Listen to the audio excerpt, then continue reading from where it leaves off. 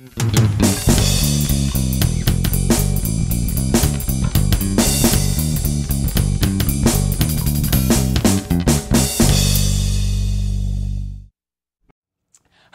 and welcome back to Geno's Picks, Week 3. Lot to cover, so let's cover the quick facts. 2-2 last week, but 6-2 on the year, 75%, making money hand over fist, so you can't wait to get to the picks. But first, you know what really grinds my gears?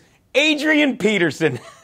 Smart kid. Look, I'm not going to tell anyone how to raise their kids because it's not my business. And more importantly, they're not nearly as awesome as my niece and nephew, Nick and Danielle. But I will say this. Once is an accident, twice is a trend, which is why I'm concerned as a human being that just hours after AP apologized for hurting one of his 4-year-old children, it was reported that he had injured another 4-year-old son of his. Another 4-year-old? How busy was this guy in 2010? Jesus, you think a guy that had 18 rushing TDs could have gone on one condom run? Look, I'm not going to weigh in on Ray Rice or AP or Greg Hardy or Ray McDonald. Jesus, what is going on in this league? But I will say this. Anyone who thinks that we should boycott the NFL because of the behavior of a few animals is crazy. That picture I took was from this weekend while I was watching football with my niece and my nephew and their parents. And these kids laughed with me and enjoyed the game. You know why? Because if you're watching your kids, you're seeing what they're watching and you know what they're learning. In this case, what were they watching? The Chargers upset the Seahawks 30-21. Ah! Now, let's get to Geno's picks. My first pick, the Falcons are giving 6.5 to the Buccaneers on Thursday Night Football. Look, people, I said in my NFC North preview, which about 30 people viewed, doesn't matter. There's a reason a guy's in the league 13 seasons and only a starter 3. Because he stinks. Josh McCown is made to be a backup. Some guys like Tom Brady, Peyton Manning, and I think his name is Russell Wilson, exactly. They rise to the occasion and feed off the pressure of being an NFL starter, and it actually fuels their talent to a higher level. While other guys like McCown and Kevin Cobb, and I hate to tell you this, Texans fans, and I promise you'll see it soon, Ryan Fitzpatrick, are born to be backups as they play great when there's no pressure on them of losing a job that they inherited versus one out of pure talent. And by the way, I don't even know if Josh McCown could be called a good backup at this point because in his 2 games this year, he lost in week 1 to a backup in Derek Anderson, and in week 2, he lost to a backup's backup in Austin Davis. So let me ask you, how do you think he's going to do this week when he finally faces a #1 QB in Matt Ryan in Atlanta?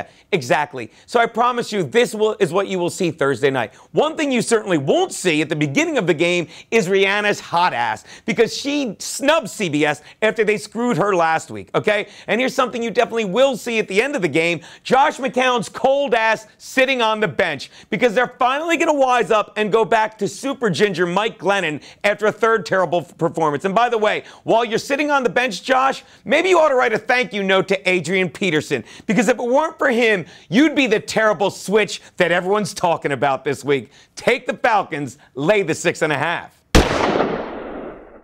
My next pick, the Colts are giving 6.5 to the Jags in Jacksonville. Sure, everyone is as shocked that Andrew Luck and the Colts are 0-2, as no one is that Chad Henne and his Jags are 0-2. But the Colts have faced 2 tough opponents in the AFC champion Denver Broncos in Week 1 and the offensive juggernaut that is Philly in Week 2. While the Jaguars did face the Eagles in Week 1, but they blew a 17-zip lead to Philly, who outscored them 34-0. And last week, they got blown out by the Redskins, who'd lost 2 of their best offensive players in the first quarter. By the way, if you follow me on Twitter, you'll see I tweeted Kirk Cousins' era began right when RG3 went down. Oh, and by the way, in the Redskins game, that score by the Jags was on a broken play where Henne hit Mercedes Lewis with a short pass that the linebacker cheated on, got beat, 50-yard touchdown on a broken play. Why am I telling you all this? Because the only other 2 TDs the Jags scored all year were against the Eagles on short fields, courtesy of Nick Foles' turnovers, which is why you've got to realize how terrible the offense on the Jags is,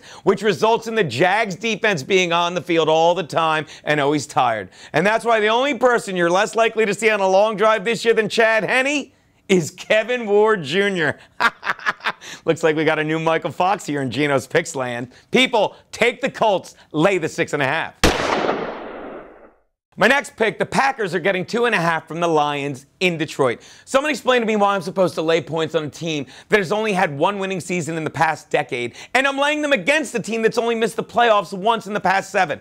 Is it because I'm supposed to believe the Lions are the team that played the Giants in week 1? A Giants team whose offensive line stinks, whose defensive secondary blows, and when you combine those two together, what do you get? Matt Stafford and Megatron playing catch. And what else do you get? Undisciplined linemen like Ndamukong Suh easily getting through and sacking the QB. But then you face a real team in week 2 like the Panthers, and what happens? Well, suddenly Megatron goes from 164 yards and 2 TDs to a vanishing act, 72 yards and 0 TDs. And suddenly your Lions defense goes from allowing under 200 yards to well over 300. You know why, people? Because bad coaches can only beat bad teams. You know that there in Dallas, people. And that's why I still can't believe the Lions went from bad to worse in replacing Jim Schwartz. Because the only coach more easily confused than Jim Caldwell is Ernie Pantuso. Eddie Lacy is a beast, but Aaron Rodgers is the focus of the offense again. Take the Packers and the 2.5 you're getting. Which brings me to my double your money Monday night bet, and you gotta have tons of cash so far. The Jets are giving 3 to the Bears at MetLife Stadium. If we learned anything from the Bears this past Sunday night, it's that Mark Trestman's offense is never out of it, especially when the twin towers of Brandon Marshall and Alshon Jeffrey are healthy. Unfortunately, while we may never forget, it looked like the Niners quarterbacks did exactly that in the final 15 of this game, where they put up 21 unanswered points, 2 touchdowns to Brandon Marshall. And let me tell you something else. If we learned one thing from watching the Jets, we know they still have a great defense, but they have a weak set of corners. And if that isn't a big enough advantage for the Bears, they learned one more thing from watching Jets tape. That while we all know, if you're a football player or fan, that the 12th defender is the sideline, sometimes in the case of the Jets, the 12th defender is on the sideline. Nice timeout, Morningwood. Take the Bears and the 3 you're getting. Those are Geno's picks.